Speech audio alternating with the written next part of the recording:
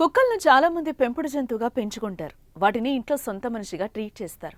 ఏ దేశంలోనైనా కుక్కలు ప్రేమగా పెంచుకుంటారు.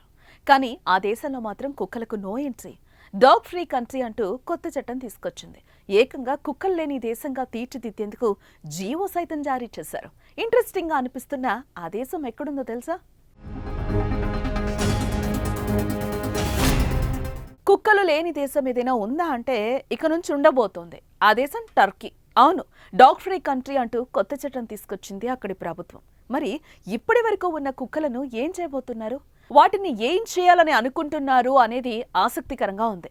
లక్షలాది వీధి కుక్కలను పట్టి వాటిని షెల్టర్లలో పెట్టాలని టర్కీ పార్లమెంట్ ఓ బిల్లును ఆమోదించింది. టర్కీలో ఉన్న దాదాపు 4 మిలియన్ల కుక్కలను పట్టి షెల్టర్లకు తరలించాలని ఈ చట్టంలోని సారాంశం. టర్కీ అధ్యక్షుడు తయ్యిప్ ఎర్డోగాన్ పార్టీ ప్రతిపాదించిన చట్టం ప్రకారం మున్సిపాలిటీలు వీధుల్లో విచ్చలవిడిగా తిరిగే కుక్కలను పట్టి షెల్టర్లలో పెట్టాలి. చికిత్స నయం చేయలేని వ్యాధులున్న కుక్కలను నిర్మూలించాలి. అయితే ఈ చట్టాన్ని జంతు ప్రేమికులు తీవ్రంగా వ్యతిరేకిస్తున్నారు. దేశవ్యాప్తంగా ఆందోళనలు కూడా చేపట్టారు. ఇస్తాంబుల్లోని సిషానీ స్క్వేర్లో వందలాది మంది గుమిగూడి ప్రభుత్వానికి వ్యతిరేకంగా నిరసనలు తెలిపారు. అన్ని మున్సిపల్ కార్యాలయాల ముందు ధర్నాలు చేశారు. వెంటనే ఈ చట్టాన్ని రద్దు చేయాలని డిమాండ్ చేశారు.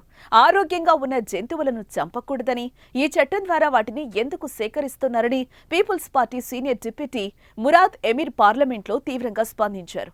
ఈ చట్టాన్ని రద్దు చేయాలని దేశ అత్యున్నత న్యాయస్థానాన్ని ఆశ్రయించారు. ఇక డాగ్ ఫ్రీ కంట్రీ తీసుకురావాలంటూ టర్కీ ప్రభుత్వం తీసుకొచ్చిన నిర్ణయంపై న్యాయస్థానాలు ఎలా స్పందిస్తాయో చూడాలి.